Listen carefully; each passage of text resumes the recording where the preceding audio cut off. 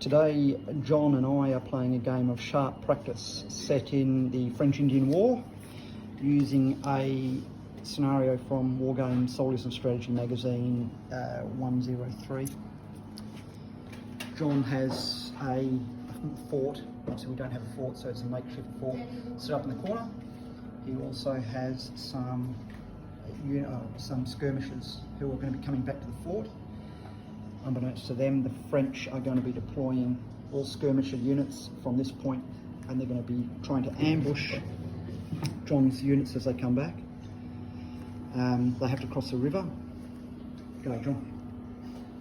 And they're going to try to make it back to the fort. And those guys can't leave the fort until their sentries, who are out here in the woods, we rolled randomly for those guys.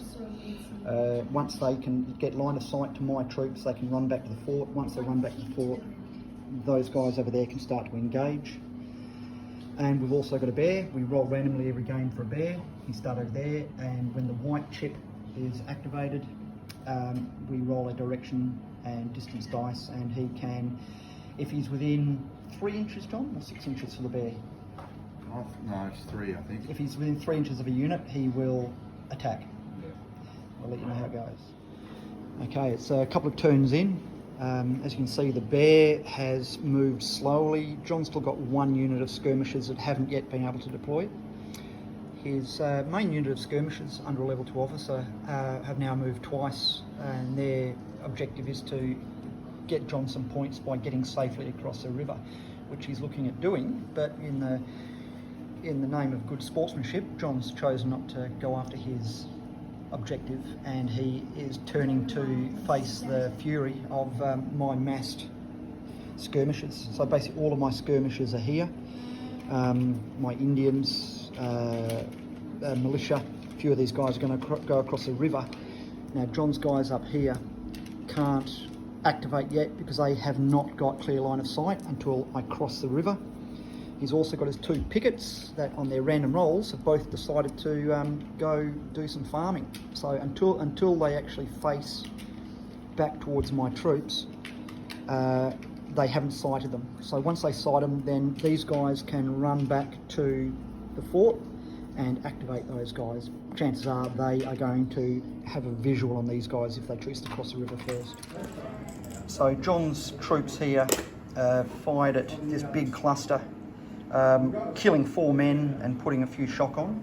My Indians in response decided that they were going to charge into fisticuffs with their tomahawks, and on a mighty roll, I rolled a double 1 and they moved 2 inches, so they failed to get into fisticuffs. So John has done very similar to me earlier. He has just wanted to get his rangers have just fired at my militia from the top of the hill. He's rolled to enter into fisticuffs using 1 dice and rolled a 1, so they've failed to make it. But he will be throwing tomahawks on the way down. Yep. Over here, we've got my militia, my Marines and Coeur de Bois slowly getting round to the fort. Their alarm still hasn't been activated. The lady here, when John rolls a 1 or a white, will be able to run away and raise the alarm, but it hasn't happened yet. And over here, the battle's still continuing in the woods. So start to whittle John's side away. John did have the option of running across the river to gain some points, but he chose to stand and fight because he's a noble man. Because we're British. Because you're British. Okay. So, my Coeur de Bois finally got moved hitting up on the fence. 8 hitting on 3s. Okay? Yep. 1, 2, 3, 4. Hitting on 4. So my Coeur de Bois moved up. They raised the alarm with the lady here. So John's now moved 2 units who are both angling directly at my Coeur de Bois. Oh, they're in hard cover, but I don't like the look of this. Okay. So here we just had John's, what are they, John? Rangers? Frontier Militia. Frontier Militia, a unit of 3 with a lot of shock. Was charged by my fresh unit. There were 7 there originally with a level 2 officer. They had no shock. They fired at them.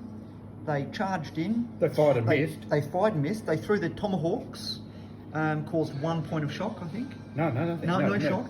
And then they entered into fisticuffs, rolling 11 dice. John rolled 3 dice. I drew 0 on, or sorry, no hits on my dice. John got 1 hit and forced me, that fresh unit, to move back 6 inches. So these guys are pretty tough. John's other unit here, Booyah. he still went across the river. And as you can see, his British line are really starting to get into formation. My my Marines here just put some damage onto his flank and are hoping to do a bit more again soon. Putting away his Virginians, Thank you. who were here. They copped some pretty tough fire on their flank. They couldn't wheel because of the amount of shock that they had. John just couldn't get them to wheel. And eventually my Marines entered into fisticuffs. Because it was in John's flank, he had to remove half of his dice. He ended up rolling 2 dice. I got 3 or 4 kills on him and routed him off the table. So that was a pretty good victory now. Losing one of his units inside his fort was a pretty tough for him. Hello, John. Hello, Darren. Basically, one of my line units, the Virginians, were routed, useless. One of my frontier militia, they were basically being routed. They were going to be no more use in the battle. They had so much shock on them, they were gone. I had lost my colonial rangers, my other frontier militia, frontier skirmishers, they were basically being routed, only had 1 man left. So in effect, I've lost 2 full units, and I had 2 other units which were en route, which basically means my 2 line units, which were sitting out like tits on a bull, useless. And you still had your Marines, Yep. who could have run in, and the way they were playing, they were going to run rampant. And they could have got another into the flank of your second unit there, possibly. I did have the cannon. That was only for show, folks. There was no Oh, cannon, yes. no artillery today. Bugger. No. So I lost my Corps de Bois, probably my elite unit, very, very cheaply after they tried sneaking in and got caught by the regulars. I had another unit down to 1 here. Other than that, like I said there, these guys were chasing his guys off here, and the Indian unit rolling after 3 flags had that after them boys basically, and we're chasing these guys. So yeah, I think a win for the French today. I think definitely a win for the French. And if you're wondering where we're playing, this is Good Games Hobart. They have great pizzas, great hot drinks, great cold drinks, lots of games you can come in and play, and well stocked with all of your gaming needs.